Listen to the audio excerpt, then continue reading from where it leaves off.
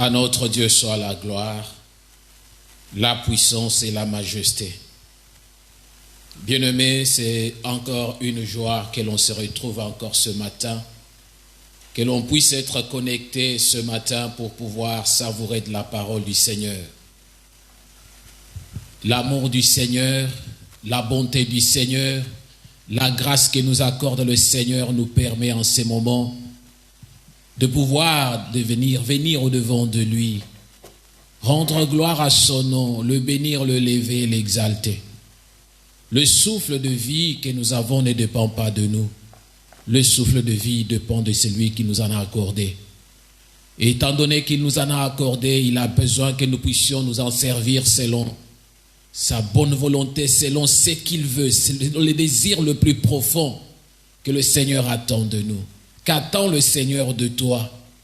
Qu'attend le Seigneur de ce souffle de vie qu'il t'a donné? Il n'attend que tu puisses seulement le servir, que tu puisses être utile au-devant de tout ce qu'il a besoin que tu accomplisses. Tu as une mission, nous l'avons partagé plus d'une fois, que tu as une mission, tu as une responsabilité que le Seigneur t'a accordée. Le Seigneur sait pourquoi il t'a envoyé dans ce monde. Le Seigneur sait pourquoi il t'a envoyé dans ta famille, pourquoi il t'a envoyé dans cette ville, pourquoi il t'a envoyé dans ce pays. Partout où tu peux être au travers les nations, au travers le monde, le Seigneur sait pourquoi il t'a envoyé. Il sait pourquoi. Il sait parce qu'il a besoin que tu puisses lui être agréable, que tu sois un instrument que le Seigneur veut se servir, que le Seigneur veut utiliser puissamment, que le Seigneur veut utiliser selon la mesure de la grâce qu'il a déversée en toi. Mes bien-aimés, à vous qui êtes en ligne, à vous qui êtes connectés, et surtout en ce moment que l'Église est virtuelle, nous avons seulement un désir, un souhait. Tout ce que nous demandons est que vous puissiez être aussi un instrument de la propagation de la parole du Seigneur. Ça ne coûte rien de pouvoir partager la parole du Seigneur. Ça ne coûte rien de pouvoir envoyer à un ami, inviter un ami, de dire à un ami que voilà, nous sommes connectés. Et quand tu fais cela, la Bible nous dit que bénis soient les pieds qui se déplacent pour annoncer la parole du Seigneur. Oui, là, bien sûr, tout ce que tu vas faire, c'est seulement envoyer à un ami. C'est déjà un déplacement. Bien que tes pieds physiques ne se sont pas déplacés, mais tes pieds virtuels se sont déplacés. C'est pourquoi nous passons nos cultes au temps actuel, qui sont des cultes virtuels. Comment devenir riche pour l'Éternel? C'est ça le message du jour. Nous sommes là, nous avons la vie, nous avons peut-être ce dont on a besoin, nous avons peut-être que nous n'avons pas tout ce que nous avons besoin, mais nous avons l'essentiel de la vie. Il y a un homme qui y a établi le triangle de la vie pour faire voir que le besoin, cet homme s'appelle Maslow, le besoin de la vie commence par le besoin primaire, en remontant jusqu'à arriver à la satisfaction. Mais peut-être là où tu n'es pas au besoin primaire.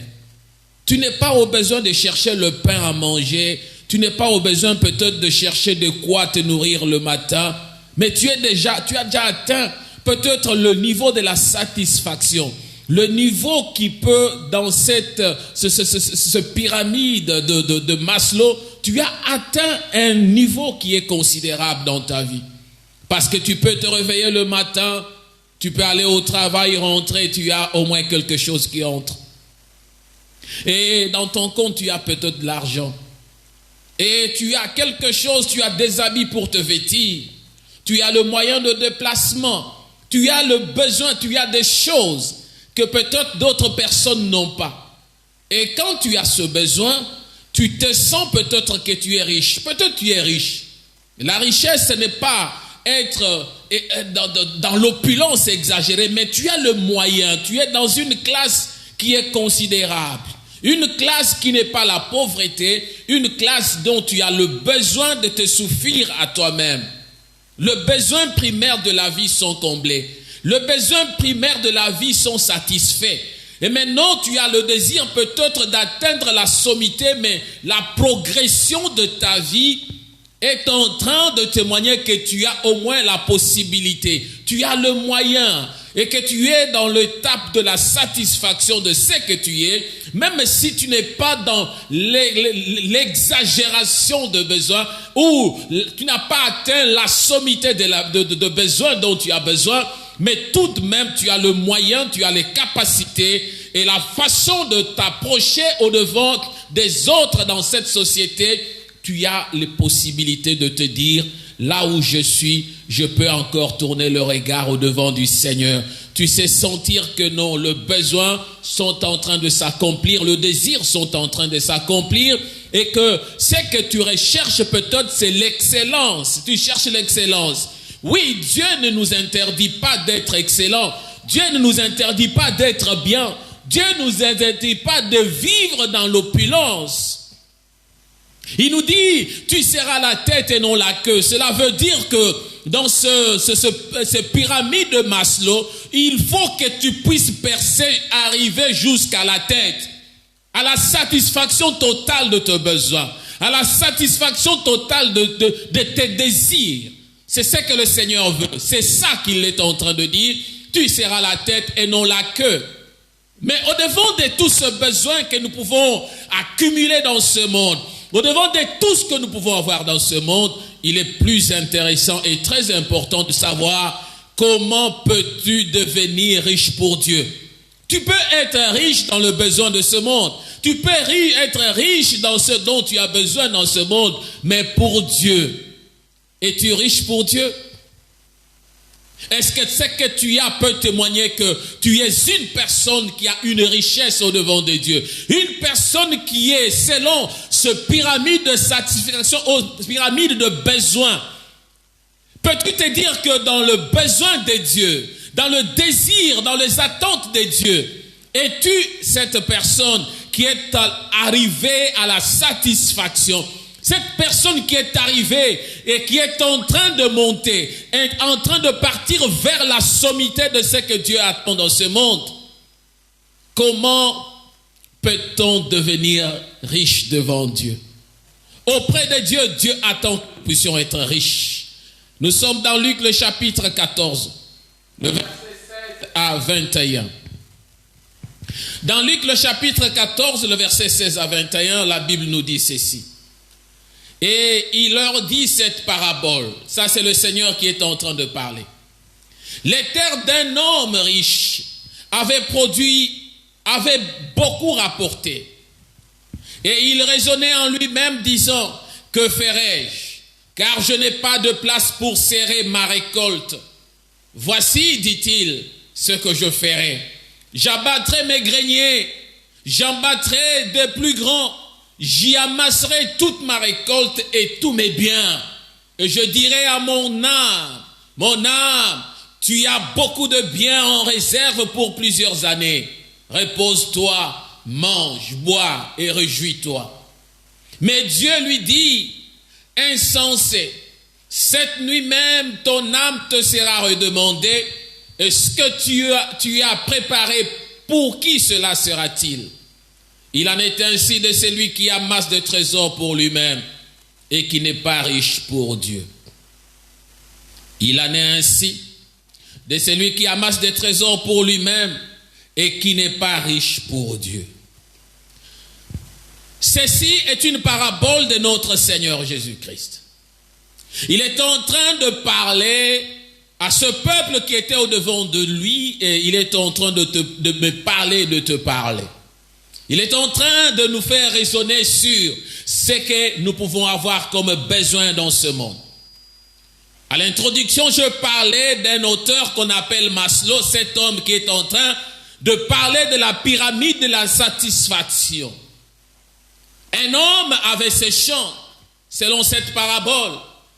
Mais le champ de cet homme, il a travaillé, il a cherché à faire de mieux. Il a tout fait pour sarcler. Parce que si vous connaissez comment est dur le travail du champ, il faut aménager la terre. Il faut défricher la terre. il faut chercher à sarcler, à tourner la terre. Il faut mettre de la sémence et commencer à veiller à la croissance de la sémence. Et lorsque tu es en train de faire et suivre toute cette procédure, ce n'est pas la moindre des choses. Tu dois veiller de temps en temps. Il peut y avoir des insectes qui viennent pour détruire. Tu dois avoir le produit approprié pour pouvoir protéger la sémence ou la croissance des plantes qui sont en train de donner la satisfaction ou l'image de ce que tu vas récolter dans le temps à venir. Et il a pris le temps, il a tout fait. Quand il a tout fait, à un certain moment, il est arrivé à la récolte ou à la sémence. Après avoir fait le travail, cet homme se rend compte que vraiment, mes terres ont produit ce dont j'avais besoin. C'était une entière satisfaction.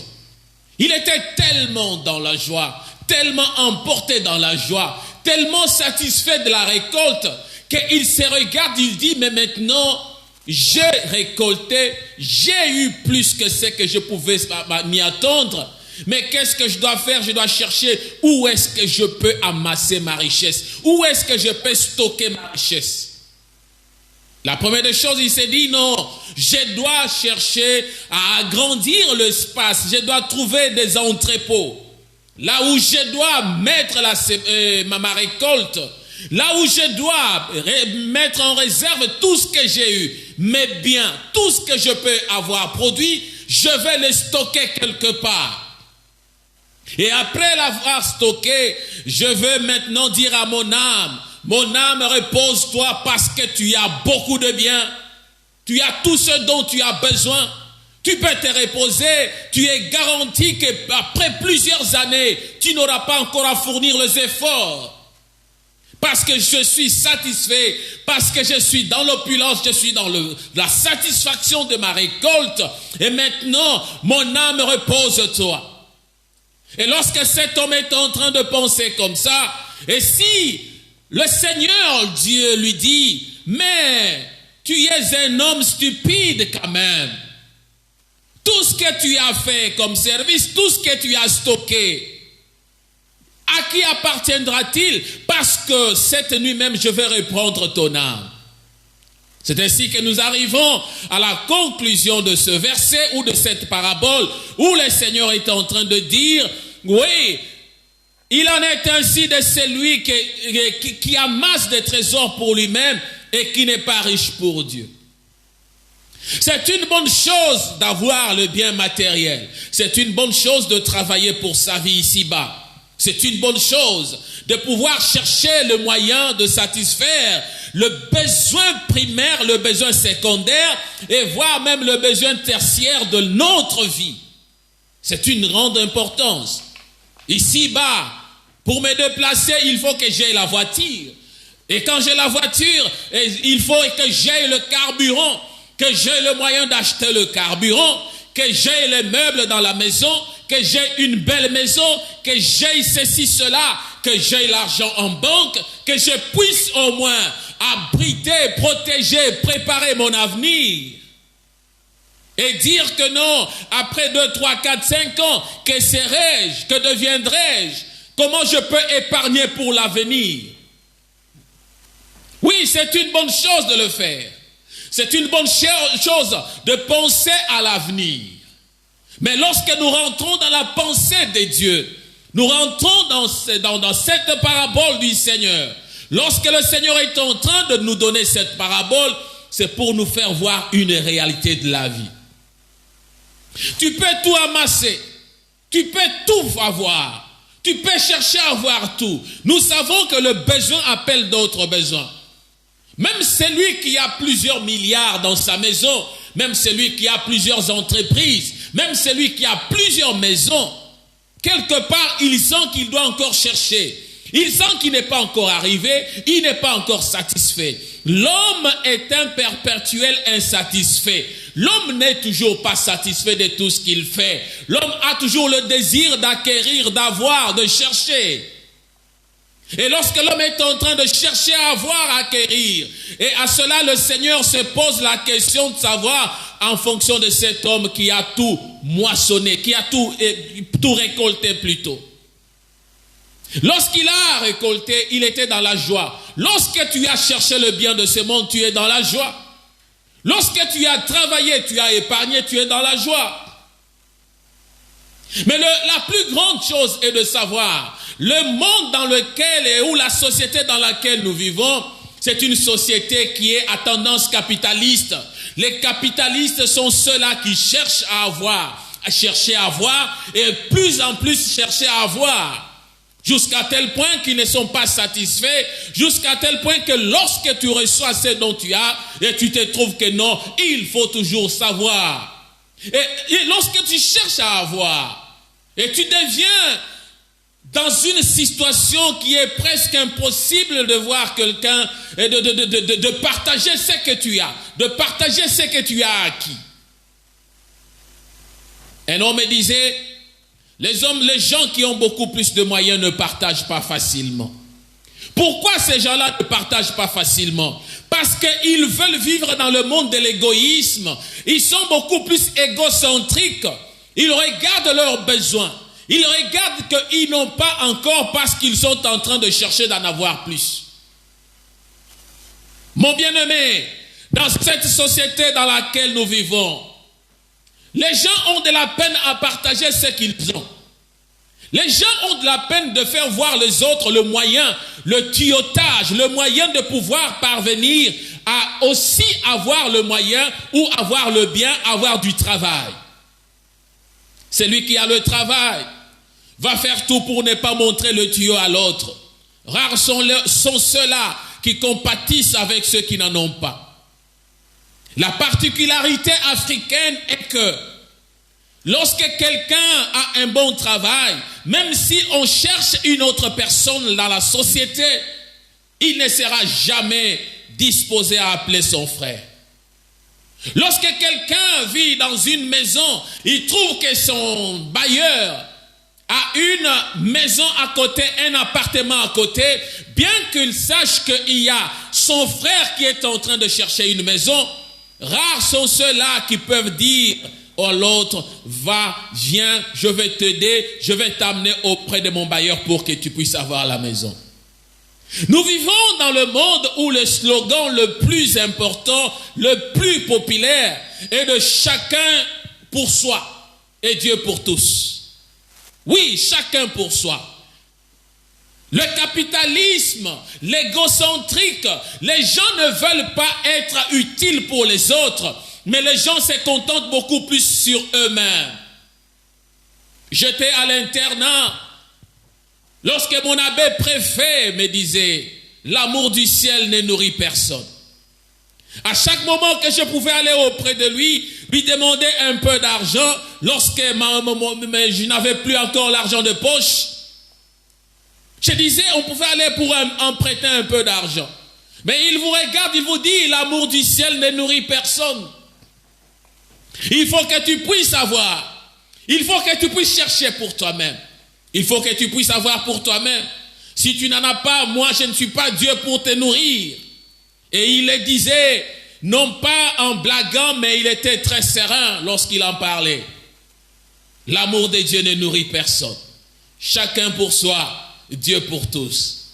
Oui, cette réalité de la société, que les gens vivent, que les gens traversent, que les gens connaissent du jour au jour, elle nous a été aussi révélée dans la Bible. Lorsque l'apôtre Paul est en train de parler à son fils Timothée, il dit, mon fils Timothée, sache que dans les derniers jours, il y aura de temps difficiles. Les temps difficiles que nous pouvons vivre aujourd'hui. Car les hommes seront égoïstes, amis de l'argent, fanfarons hautain. C'est ce que nous vivons dans cette société corrompue. C'est ce que nous vivons dans ce monde actuel. Les gens sont devenus de plus en plus égoïstes. Les gens sont devenus de plus en plus hautains. N'ayant pas de la considération à l'égard des autres, n'ayant pas de la considération à l'égard de pauvres, de ceux qui souffrent et de ceux qui sont à leur côté. Es-tu de cela? Es-tu de cela? qui n'ont pas d'égard à personne. Et le Seigneur le révèle quand il parle dans Matthieu 24 des événements qui devaient venir. Il dit, parce que l'iniquité se serait accrue, la charité du plus grand nombre se refroidira. Mais celui qui persévérera jusqu'à la fin sera sauvé. La charité d'un plus grand nombre s'est refroidie, mes bien-aimés. Les gens sont devenus trop stoïques, trop personnels. Tout ce que je peux faire, c'est d'abord pour moi-même. C'est d'abord pour ceci. Mais tu ne regardes pas le besoin qui peut être autour de toi. Ceux qui persévéreront, mais celui qui persévérera jusqu'à la fin. Bien que le monde sera dans l'iniquité, bien que l'amour d'un plus grand nombre se refroidira, mais le Seigneur a besoin de ceux qui peuvent persévérer. Ceux qui peuvent persévérer dans la parole de Dieu. Ceux qui peuvent persévérer dans l'obéissance de la parole de Dieu. Ceux qui peuvent persévérer dans la poursuite de la vérité. Ceux qui peuvent persévérer dans l'amour et dans tout ce qui est comme exigence de l'amour. Et lorsque tu persévères à cela, mon bien-aimé, ma bien-aimée, c'est à cela que le Seigneur est en train de dire dans Matthieu 24 que tu seras sauvé. Tu ne peux être sauvé que si tu persévères, que si tu t'attaches au Seigneur, que si tu t'accroches au Seigneur, et si tu comprends que dans ce monde qui est égoïste, je dois chercher à faire la différence. Je dois chercher à vivre l'amour et ses exigences. L'amour de Dieu a ses exigences. L'obéissance à la parole de Dieu a ses exigences. La parole de Dieu a ses exigences. Lorsque j'obéis à cela, lorsque je fais ce que le Seigneur est en train d'attendre de ma part, je parviens à sauver ma vie. Bien-aimé, les projets d'un homme sans Dieu ne sont qu'éphémères. Lorsque tu fais tes projets, lorsque tu conçois tes projets, lorsque tu regardes ce que tu peux faire dans la vie, lorsque tu regardes ce que tu as récolté dans ton travail, ce que tu as gagné dans ce que tu fais, ce que tu as pu avoir au-devant de tout ce que tu as attendu depuis des années, si tu le fais sans Dieu, sache bien que cela est éphémère. C'est éphémère. Ce sont des choses de courte durée. Ce sont des choses qui passeront dans un clin d'œil. Tu peux en avoir. Tu peux avoir 1000, 2000, 100 000 aujourd'hui. Mais parce que tu n'as pas associé Dieu dans ton projet, parce que Dieu n'a pas part dans ce que tu fais, sache bien que tout ce que tu fais n'est qu'éphémère. Les choses de courte durée. C'est pourquoi Ecclésiaste est en train de nous dire, tout est vanité sur la terre. Tu le feras et tu le laisseras. Mais quel est le souvenir que tu peux retenir de tout cela? Qu'est-ce que tu peux apporter au-delà de cette vie mondaine, au-delà de cette vie terrestre, au-delà de cette vie qui est limitée, dans laquelle nous vivons les réalités de la vie qui sont différentes avec les réalités du ciel? De ce texte de Luc que nous venons de lire, de cette parabole, le Seigneur veut nous faire voir une chose. Le Seigneur veut nous faire voir que les richesses ou la richesse de ce monde ne fait pas le bonheur. Cet homme avait récolté pensant être heureux. Les richesses de ce monde ne font pas le bonheur. Le bien matériel que tu peux acquérir dans ce monde ne feront jamais le bonheur de ta vie. Tout ce que tu peux avoir dans ta vie ne fera jamais le bonheur. Il y en a qui ont eu des millions et des milliers d'argent, mais ils ne sont jamais heureux. J'avais donné l'exemple d'un homme, il y a quelque temps passé.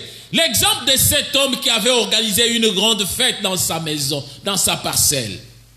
Un homme d'une trempe, un homme qui avait de moyens, un homme qui avait le parking plein de voitures, une belle parcelle. Il vivait dans un village. Et cet homme, il devait célébrer une soirée avec les amis.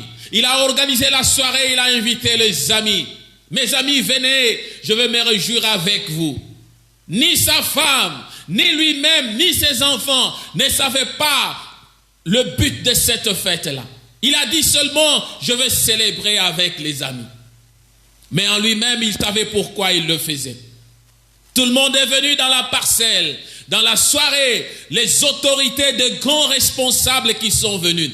Mais lorsqu'ils sont entrés dans son village, les gens ont apprécié. Ils ont célébré, ils ont mangé, ils ont bu. Mais il y a un homme qui s'est levé, qui est allé vers cet homme, l'organisateur. Il dit, mais vraiment, tu es un homme heureux. Tu es un homme heureux.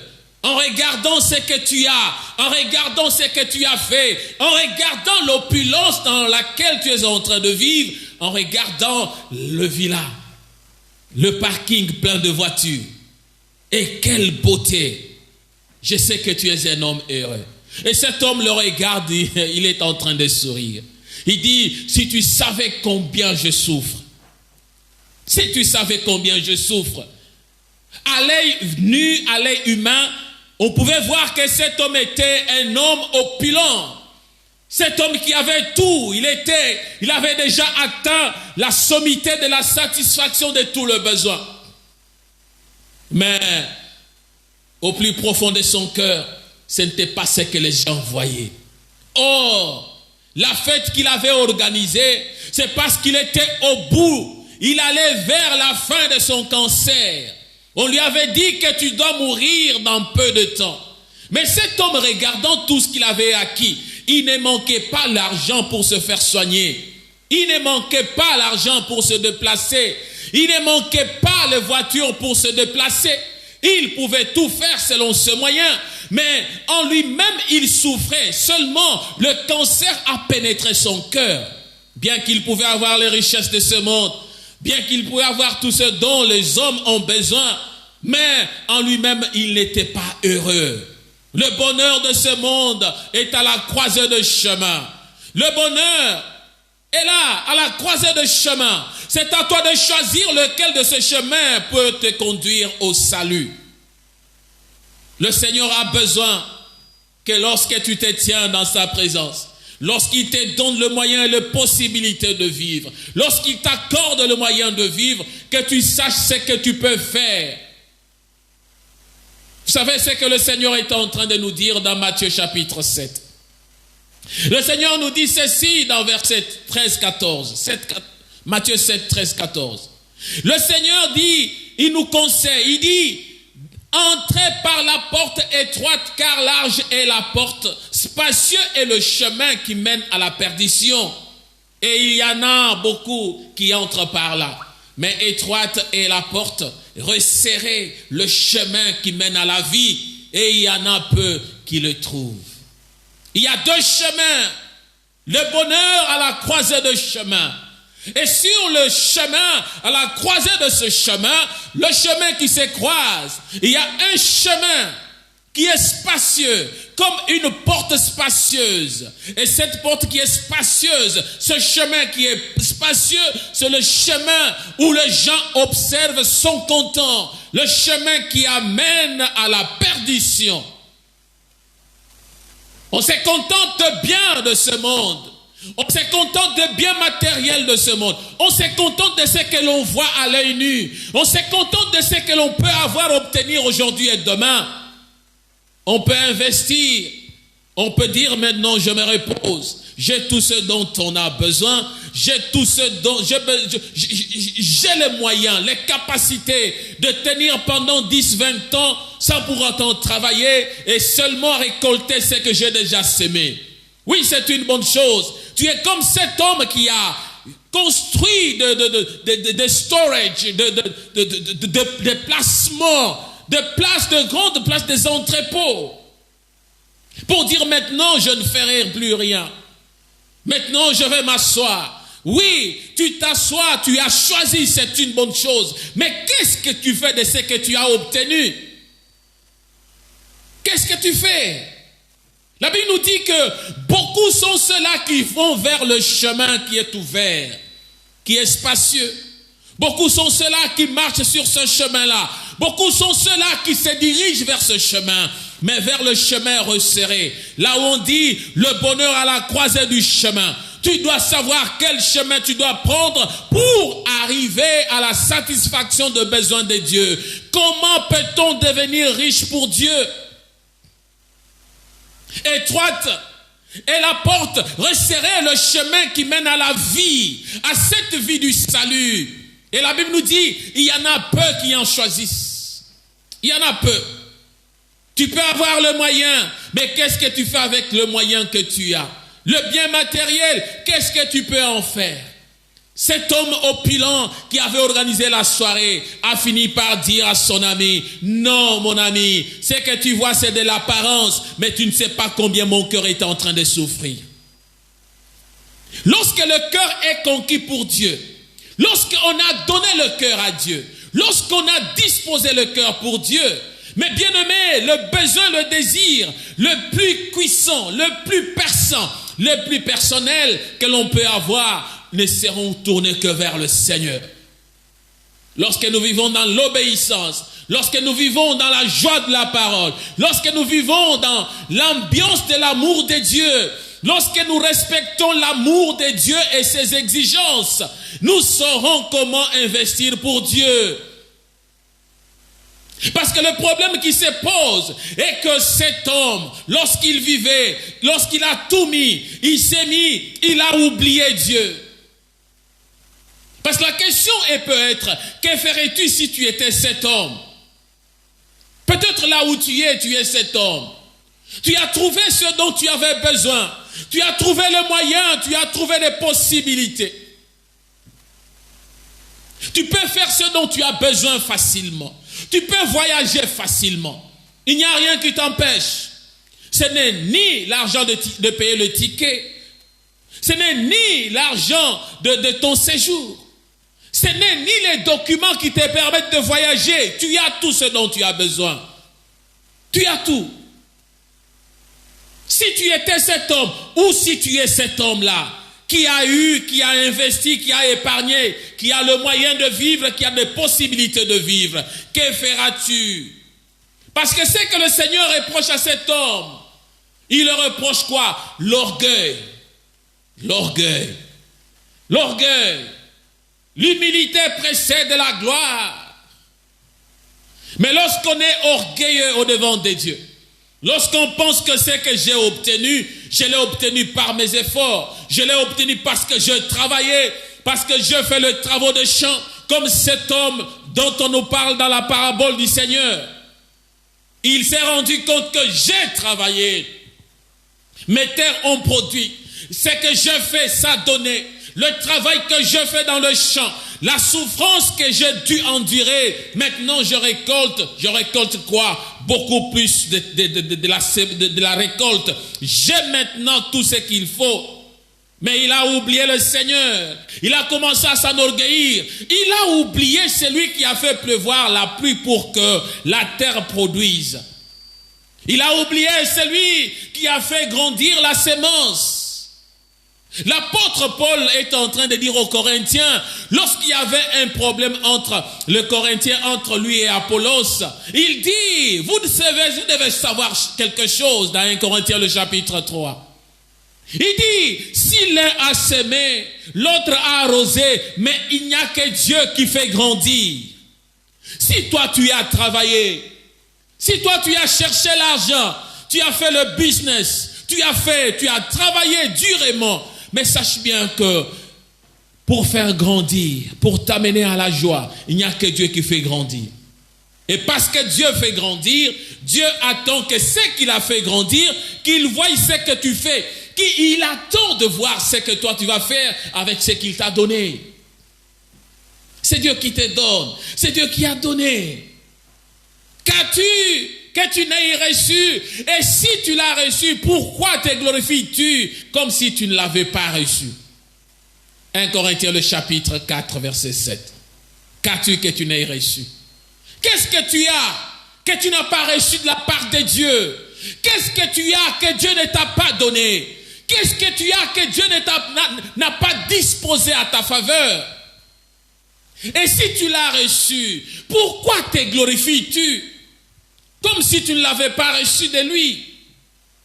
Pourquoi te tapes-tu sur la poitrine comme si Dieu n'était rien pour toi. Pourquoi regardes-tu ce que tu as récolté comme si c'était la chose que tu as seulement obtenue par tes propres efforts? Tu as ignoré le Seigneur. C'est ça l'erreur que cet homme a fait. C'est ça le problème avec cet homme de la parabole. Il a oublié le Seigneur. Il a tourné le regard vers ce bien. Beaucoup plus de gens aujourd'hui ne tournent le regard que sur leurs moyens, sur leurs possibilités. Il se réjouit lui-même. Laisse-moi manger, laisse-moi boire. Laisse-moi me jouir et me réjouir de ce que j'ai obtenu. Mais quelle est la part de Dieu dans ce que tu as obtenu? Comment peux-tu devenir riche pour Dieu? Dieu qui a donné, Dieu qui t'a donné, qui a permis que ça puisse grandir, que ça puisse croître, que ça puisse atteindre la maturité, que tu puisses être dans la satisfaction. Et quand tu as obtenu la satisfaction, quelle est la part de Dieu? Qu'est-ce que Dieu peut attendre de toi? Qu'as-tu que tu n'as pas reçu? Mais si tu l'as reçu, pourquoi te glorifies-tu comme si tu ne l'avais pas reçu de Dieu? C'est Dieu qui donne. Mon bien-aimé, il y a la possibilité que tu deviennes riche pour Dieu.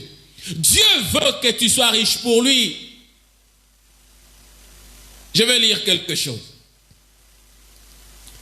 Dans Matthieu, le chapitre 6, le verset 19 à 21, la Bible nous dit: ne vous amassez pas de trésors sur la terre, où la teigne et la rouille détruisent, et où les voleurs percent et dérobent. Mais amassez-vous des trésors dans le ciel, où la teigne et la rouille ne détruisent point, et où les voleurs ne percent ni ne dérobent. Car là où est ton trésor, là aussi sera ton cœur. Waouh! Ici, on nous parle de ne pas amasser. Ne vous amassez pas de trésors sur la terre, où la teigne et la rouille détruisent. Qu'est-ce que ceci veut dire? C'est que nous amassons ici sur terre. La teigne et la rouille, c'est le facteur de difficulté. C'est le facteur de ce qui peut être détruit et écroulé en un clin d'œil. Nous pouvons nous poser la question: où as-tu mis ton trésor? Parce qu'ici on dit, si tu mets ton trésor dans ces choses de ce monde, sache bien qu'il y a la teigne, il y a la rouille. Le voleur peut venir pour percer, pour voler. Mais si tu sais mettre ton trésor dans les choses de Dieu, mais amassez-vous des trésors dans le ciel, où la teigne et la rouille ne détruisent point, et où les voleurs ne percent ni ne dérobent.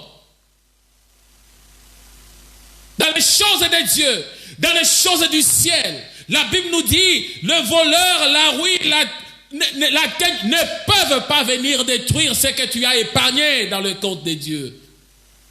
Là où est ton trésor, là aussi sera ton cœur. C'est pourquoi j'ai posé la question. Où as-tu mis ton trésor? Et quel type de trésor as-tu amassé? Qu'est-ce que tu as amassé pour Dieu? Et où se trouve ton trésor? L'homme bon, nous dit la Bible, tire des bonnes choses du bon trésor de son cœur.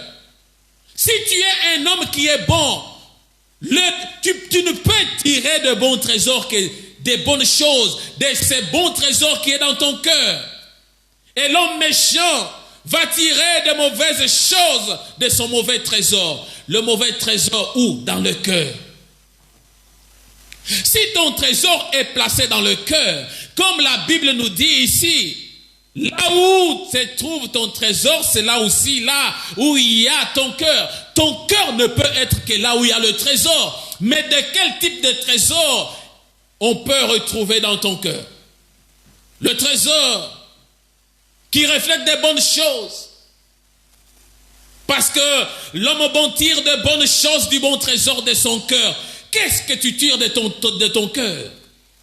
des bonnes choses, des choses qui sont dans le trésor du cœur. Le cœur qui donne quel type de trésor? Parce que du cœur de l'homme, c'est là où sortent toutes les mauvaises choses, nous dit la parole du Seigneur. Mais qu'est-ce que toi tu tires de ton cœur?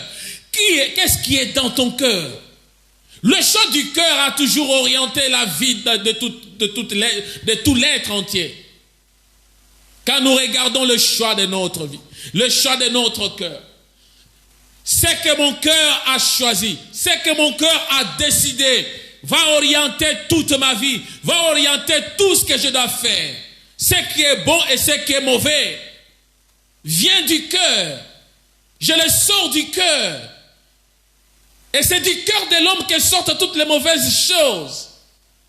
Mon bien-aimé, il y a des choses, il y a certainement des choses. Il y a beaucoup de choses dans notre cœur. Mais c'est ce cœur-là qui doit servir à devenir riche. C'est ce cœur qui doit être riche pour Dieu.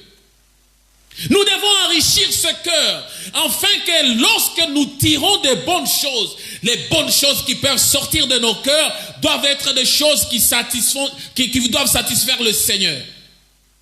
Mais si ces choses ne savent pas satisfaire le Seigneur, c'est-à-dire que nous sommes de ceux-là qui sont des hommes méchants, qui tirent de mauvaises choses toujours de ce cœur-là, Dieu a besoin que notre cœur puisse être le choix judicieux, le choix préférentiel, des bonnes actions, des bonnes choses qui peuvent nous rendre encore riches pour lui.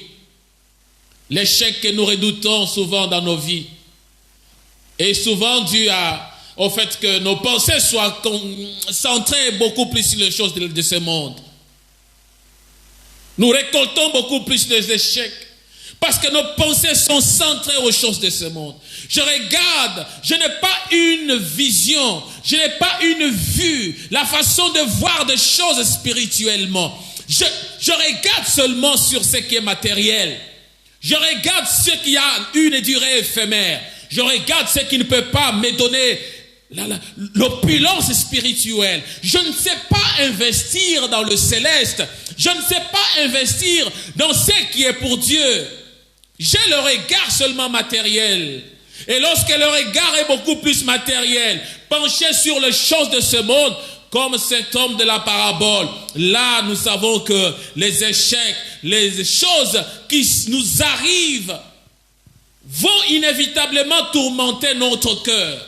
Il y aura des coups dans le cœur, il y aura des échecs, il y aura des frustrations, il y aura des teignes, il y aura de voleurs qui viendront pour nous désemparer, nous amener le désespoir, nous égarer, nous éloigner de toutes choses.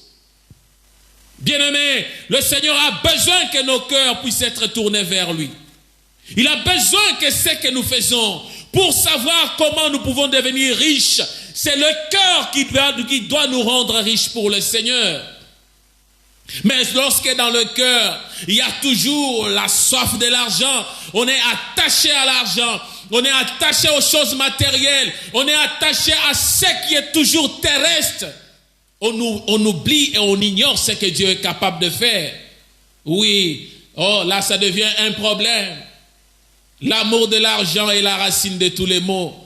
C'est ce que l'apôtre Paul est en train de considérer à son fils, de conseiller à son fils Timothée. Que l'amour de l'argent, l'amour des choses de ce monde devient une racine de tous les maux. Il est en train de fortifier Timothée pour lui dire, cherche par contre la justice, cherche la foi, cherche la pureté. Et lorsque tu auras cherché ces choses, la foi, la justice, la pureté, tu sauras comment saisir la vie éternelle. L'amour de ce monde nous amène à tout le maux. Tu as eu de la haine à l'égard d'une personne. Tu as haï une personne. Tu es devenu ennemi d'une personne juste à cause de l'amour des choses de ce monde. Tu es arrivé même à abandonner ton église, à abandonner ta famille juste à cause de l'amour des biens de ce monde. Quel trésor tires-tu de ton cœur pour devenir riche pour Dieu? Quel est ce trésor? Es-tu l'homme bon? qui tire de bonnes choses de son cœur. Quel trésor tires-tu de ton cœur? Qu'est-ce qui peut sortir de ton cœur? Vous savez, lorsque on nous parle dans Proverbe, le chapitre 4, on nous dit « Garde ton cœur plus que toute autre chose, car de lui viennent les sources de la vie. » Dans ce cœur, tu dois le garder plus que toute autre chose. Le cœur, c'est là où il y a le centre de bonnes choses qui doivent sortir. Tu dois le garder. Le Seigneur pleure. Dans Ésaïe 29, ce verset ne m'échappe jamais. Que ce peuple m'honore de bouche, mais son cœur est éloigné de moi. Le peuple qui vient, qui dit « Seigneur, Seigneur, Seigneur, Seigneur ». Mais lorsque le cœur est éloigné de Dieu, Dieu a besoin du cœur. Dieu a besoin que le cœur devienne riche pour lui. Dieu a besoin que tu deviennes riche pour lui. Même si tu as le bien matériel, même si tu as les choses de ce monde, mais sache bien, devenir riche pour Dieu, c'est ce que Dieu attend. Le Seigneur nous conseille. Il nous dit, ne vous amassez pas des trésors sur la terre, où la teigne et la rouille détruisent, et où les voleurs percent et dérobent. Mais nous devons nous amasser cette richesse, qui est la richesse d'en haut, la richesse de notre Seigneur, la richesse qui nous donne de la joie. Savez-vous que l'abondance a souvent eu des tendances à pousser les enfants de Dieu à abandonner et à renier leur foi? Lorsqu'on est riche, lorsqu'on a le moyen, on est en train de tendre toujours à abandonner le Seigneur, à délaisser le Seigneur, à commencer à douter de ce que le Seigneur peut faire dans notre vie. La plupart des rois dans la Bible, lorsque nous lisons, leur chute était conditionnée parce que lorsqu'ils ont atteint l'apogée, la sommité, la satisfaction ou l'entière satisfaction de leurs désirs et de leurs biens, et cela a causé la prospérité, ça a causé leur grande renommée. Et lorsqu'ils ont atteint cela, ils ont chuté directement. Ils ont commencé à faire des choses qui n'étaient pas agréables à Dieu. Pourquoi? Avant d'atteindre la sommité, ils étaient au-devant du Seigneur. Ils étaient en train de chercher le Seigneur. Ils étaient en train de parler au Seigneur. Mais lorsqu'ils ont atteint la sommité, c'était directement, ils ont atteint le point de non-retour. Ils ont commencé à abandonner la foi. Ils ont commencé à abandonner Dieu. Ils ont commencé à délaisser, à devenir autre chose que ce que Dieu veut. Beaucoup de ceux qui ont été bénis ici-bas ont commencé à renier le Seigneur. Ils ont commencé à renier Dieu. Ils ont commencé à se regarder par rapport à leur opulence, à leurs biens, comme cet homme de la parabole. L'homme dont les terres avaient produit beaucoup. Et les terres ont produit, et l'homme était dans la joie. L'homme a ignoré le Seigneur. Il s'est basé sur l'orgueil personnel. Il a commencé à regarder ses propres projets, mais il a oublié le projet que le Seigneur, du Seigneur. Lorsque tu n'as pas, tu es en train de chercher le Seigneur. Tu es en train de courir derrière le Seigneur. Mais lorsque le Seigneur t'accorde, qu'est-ce que tu fais de ce que le Seigneur t'a accordé? Dans Proverbe 30, le verset 7, la Bible nous dit, « Je te demande deux choses. Ne me refuse pas avant que je meure. Éloigne de moi la fausseté et la parole mensongère. Ne me donne ni pauvreté, ni richesse. Accorde-moi le pain qui m'est nécessaire. De peur que dans l'abondance, je ne te renie et ne dise qui est l'Éternel. Ou que dans la pauvreté, je ne dérobe et ne m'attaque au nom de mon Dieu. » Ici, nous regardons Agur qui est en train de parler. C'est une demande. La plupart de ceux qui ont obtenu la grande richesse, la bénédiction, l'opulence, tout ce que Dieu a donné, beaucoup de gens se sont éloignés de Dieu. Dans la fraude, ils se sont éloignés. Dans la haine, ils se sont éloignés. Dans le refus de payer même leurs serviteurs. Ils se sont éloignés dans le manque des exigences de l'amour. Ils se sont éloignés de ne pas reconnaître encore le bienfait de Dieu. Ils sont devenus des chrétiens par le nom. Ils se disent chrétiens, mais les œuvres qui témoignent la chrétienté ne sont plus encore de mise. La plupart de ceux qui sont arrivés en Europe, qui étaient dans nos pays en train de souffrir, en train d'attendre, de désirer arriver à un certain niveau de la vie, la plupart ont laissé leur Dieu dans l'avion.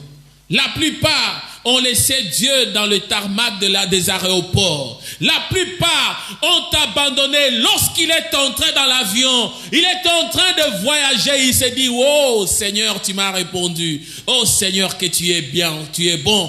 Mais lorsqu'ils sont arrivés, la plupart ont choisi le large et le chemin qui amène à la perdition.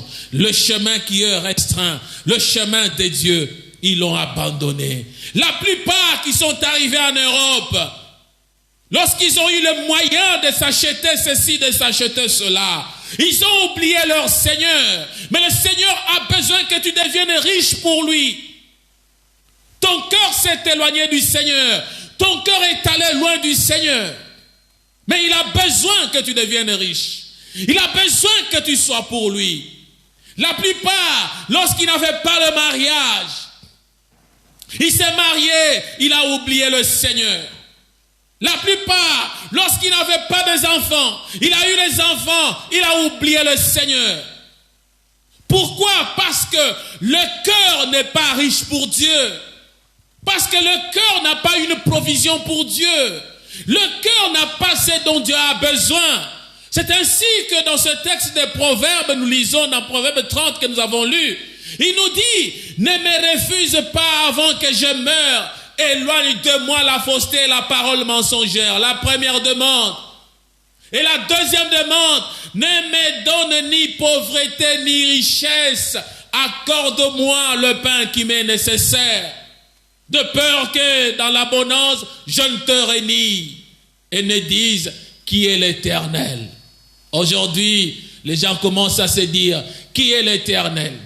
Qui est ce Dieu-là? Qui est l'Éternel? Les gens ont renié le Seigneur. Les gens ont renié Dieu. Pourquoi? Les richesses terrestres sont incertaines et passagères. Mais bien aimé, tout ce que nous pouvons acquérir ici-bas, tout ce que nous pouvons avoir ici-bas, c'est incertain. C'est passager. Ces richesses, si ces richesses ne servent pas à l'accomplissement de dessein de Dieu, vraiment, on ne saura rien amasser au-devant du Seigneur. Amasser pour le ciel est un investissement sûr. Lorsqu'on amasse pour Dieu, c'est sûr, c'est un investissement sûr, qui est sans risque, puisque c'est lui qui en a fait la promesse fidèle. Lorsque tu dois amasser pour Dieu, tu deviens riche pour Dieu, tu mets dans le trésor de Dieu, là où il y a la bourse qui va multiplier ton argent et les actions de ta bourse vont augmenter. Du jour au jour, le Seigneur sera dans la joie de te voir. Pour devenir riche pour Dieu, nous devons être riches aussi dans de bonnes œuvres. Nous devons être riches dans de bonnes œuvres. Parce que l'apôtre Jacques nous dit que la foi sans œuvre est morte. Et refuser de faire du bien quand on en a la possibilité est un péché, mes bien-aimés.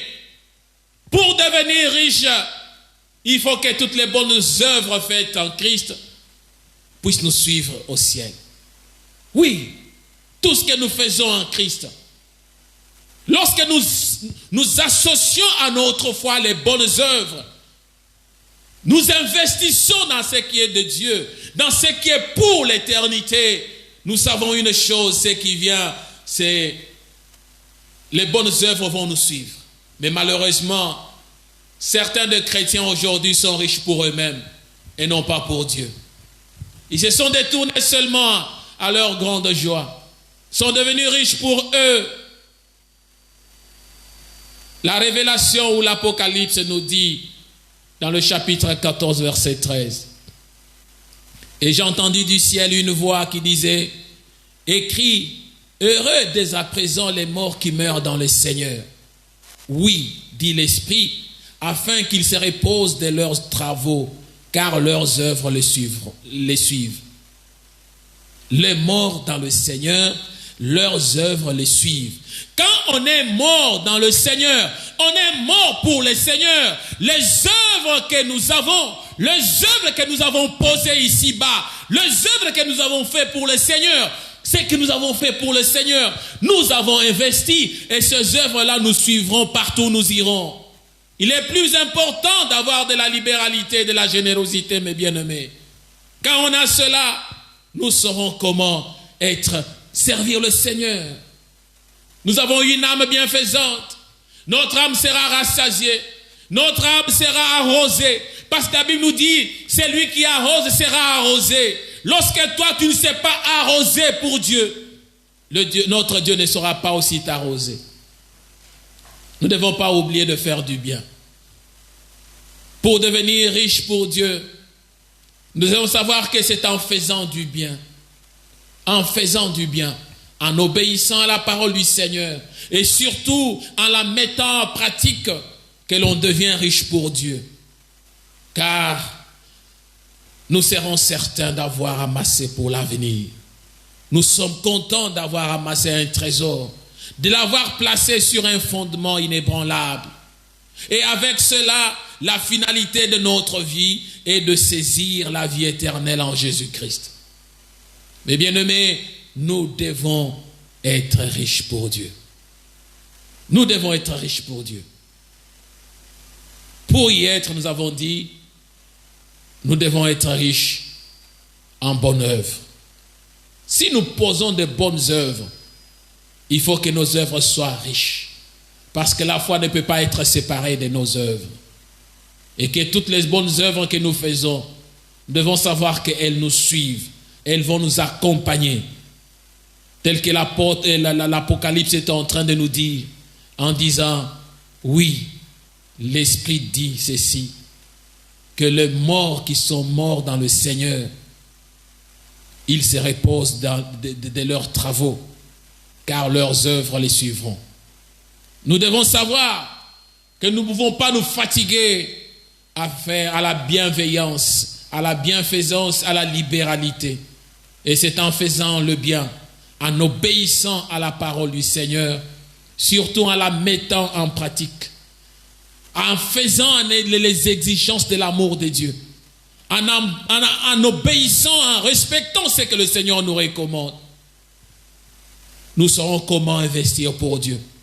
Le bien matériel que nous pouvons avoir ici-bas, tout ce que le Seigneur peut nous avoir accordé comme bénédiction ici-bas, nous devons les investir pour Dieu, les investir pour la gloire de Dieu, les investir pour l'œuvre de Dieu.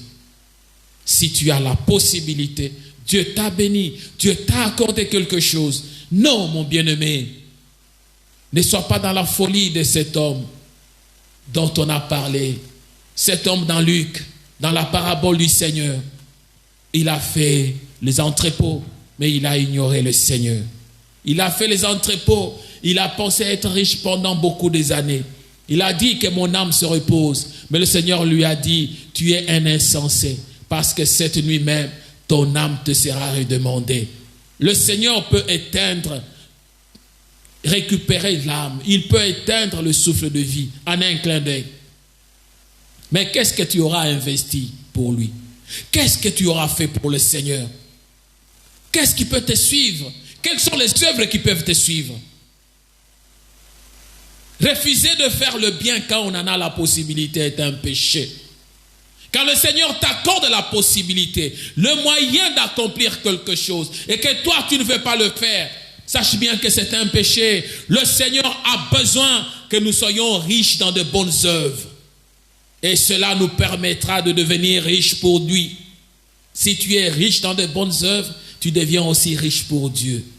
Et quand tu fais de bonnes œuvres, fais-le en tant qu'un chrétien. Une personne qui connaît la loi du Seigneur. Une personne qui vit la loi du Seigneur. Une personne qui vit ce que le Seigneur attend d'elle. Le chacun pour soi, le Dieu pour tous. Non, ça ce n'est pas pour un chrétien qui veut investir pour Dieu. Non, je fais seulement pour moi-même. Chacun pour soi, Dieu pour tous. Non, Dieu ne nous veut pas cela. Nous devons investir pour Dieu. L'amour du ciel ne nourrit personne. Non, Ça, ce sont des principes de pseudo-chrétiens.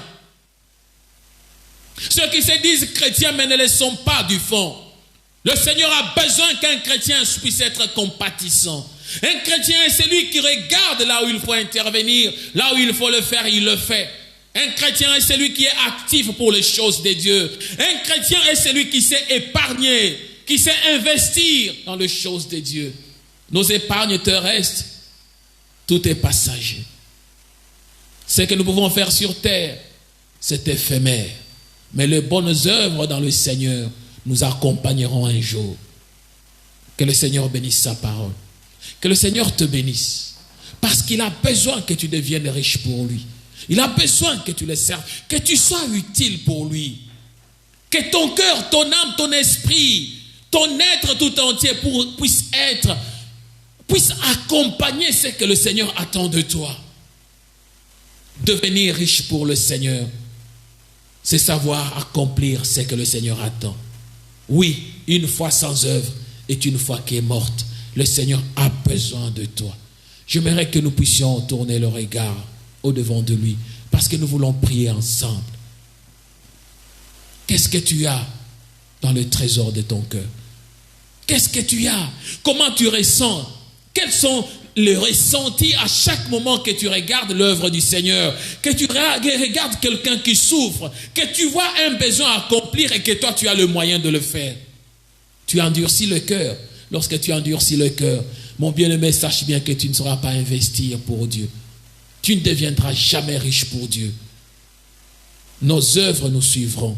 Ce que nous faisons ici-bas, nous suivrons. La Bible nous dit dans Apocalypse que cela est mentionné dans le livre de souvenirs de l'Éternel. Lorsque tu le fais, fais-le de bon cœur. Fais-le en tant qu'un chrétien, qu'un disciple de Christ, et non comme étant un païen, quelqu'un qui ne connaît pas le Seigneur. Lorsque tu l'accomplis dans la foi, dans les attentes de ce que le Seigneur veut dans ton cœur, dans ta vie, le Seigneur sait comment il va un jour te récompenser par rapport à ce qu'il a fait. Les bonnes œuvres que nous posons dans ce monde, nous suivrons un jour. Ce que tu fais pour le Seigneur, sache bien que tu ne le fais pas pour une personne. J'ai vu quelqu'un qui disait, moi je ne ferai plus encore du bien à quelqu'un. Non, ne dis pas ça. Le Seigneur a besoin que tu fasses du bien pour quelqu'un. Le Seigneur t'a choisi. Le Seigneur t'a donné cette mission. Il t'a donné cette responsabilité. Il veut que tu le fasses parce qu'il attend que tu puisses le faire. Devenir riche pour Dieu. Tendre Père, je te rends gloire. Parce que tu es le Dieu parfait. Tu es le Dieu qui connaît le cœur de ceux-là qui viennent au-devant de toi. Tu connais le besoin le plus important, éternel dans le cœur de ton peuple. Seigneur, je le regarde tourner au-devant de toi pour implorer ta grâce. Au-devant éternel de tous ceux qui ne savent pas investir pour toi. Tous ceux-là qui ne savent pas devenir riches pour toi. Tous ceux qui ont le cœur endurci. Tous ceux éternels qui ont la possibilité de faire le bien, mais ils se refusent de le faire parce que leurs cœurs éternels sont endurcis. Tu as besoin de ce cœur qui s'approche de toi, Seigneur. Tu as dit du cœur de l'homme, c'est là où est caché le trésor. Le trésor qui peut sortir de notre cœur, c'est le trésor des bonnes œuvres. L'homme bon tire de bonnes choses de son cœur. L'homme méchant tire éternel les mauvaises choses de son cœur. Du cœur de l'homme sortent toutes les mauvaises choses. Seigneur, nous voulons que de nos cœurs sortent les choses qui sont parfaites. Que nos cœurs, Seigneur, reflètent la gloire de ton nom. Touche le cœur éternel qui te sont insensibles pour le rendre sensible, éternel, afin d'investir pour toi, de devenir riche pour toi. Éternel, tu es le Dieu merveilleux. Que ta grâce accompagne ceux qui te servent, ceux qui ont cru en toi, Seigneur, ceux qui ont disposé leur cœur. Éternel, au lieu de nous bâtir, éternel, les places pour garder nos choses dans ce monde, nous ne devons que le bâtir dans nos cœurs pour investir dans ton royaume. Nous avons besoin, éternel, que tu agisses, que tu accompagnes, que tu nous soutiennes. Dans toutes les possibilités que tu accordes à chacun, Seigneur, accepte que toute personne à qui tu as donné cette possibilité, à qui, éternel, mon Dieu, mon roi, tu as fait croître, tu as fait grandir, tu as donné la possibilité et le moyen éternel, d'arriver à la satisfaction, que cette personne trouve de la place pour toi, investisse pour toi, s'accroche à toi, et que ton règne, ta puissance, ta gloire et ta grandeur retentissent en toutes choses. Tu es Dieu. Tu es le seul Maître Seigneur qui console, qui bénit, qui assiste en toutes choses. Que la grâce du Seigneur puisse t'accompagner. Que l'amour du Seigneur puisse être partage. Que le Dieu de gloire se souvienne de toi. Que le Seigneur regarde ce que tu fais. Là où tu es arrivé, là où tu es en train de servir, là où tu es en train de te poser des questions, qu'est-ce que je peux faire avec ce que j'ai? Que tu trouves une place pour le Seigneur, que tu investisses pour le Seigneur. À Dieu soit la gloire d'éternité en éternité. Nous t'avons ainsi prié, Seigneur, et nous avons dit Amen. Que le Seigneur nous bénisse, et je souhaite vraiment un bon début de la semaine à chacun de nous. Et nous avons dit le vendredi prochain et le samedi prochain, c'est le 2 journées spéciales. Le 2 journées spéciales pour l'intercession.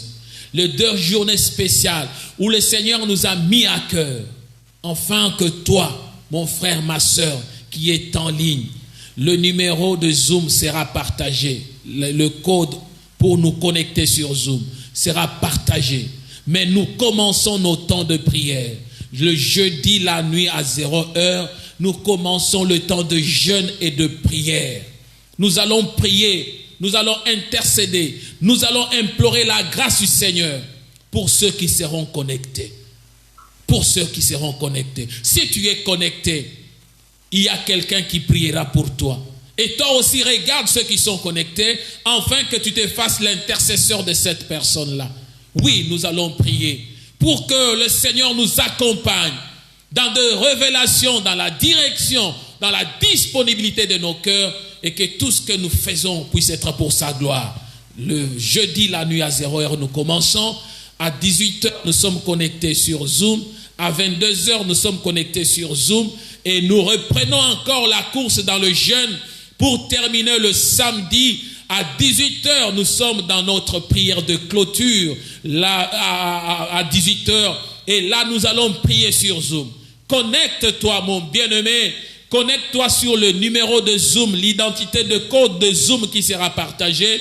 Ainsi, le Seigneur fera de toi un intercesseur. Comme il a fait, comme Abraham l'était pour son neveu. Comme Moïse l'était pour la nation d'Israël. Le Seigneur te bénira. Le Seigneur te soutiendra. Comme les 4 personnes qui avaient porté le lépreux, le paralytique plutôt, qui l'ont amené auprès du Seigneur, ont ouvert la toiture. Mais le Seigneur a regardé, le Seigneur a dit à cet homme que la foi te sauve, tes péchés te soient pardonnés. Nous voulons aussi amener, nous voulons t'amener à rencontrer la grâce du Seigneur, à voir la main du Seigneur. Dispose-toi, mon bien-aimé, à être participant dans cette prière. Ça sera pour la gloire du Seigneur. À Dieu soit la gloire. Et nous allons nous rencontrer le vendredi à 18h sur Zoom ou sur Skype, et pour la gloire du Seigneur. Bye.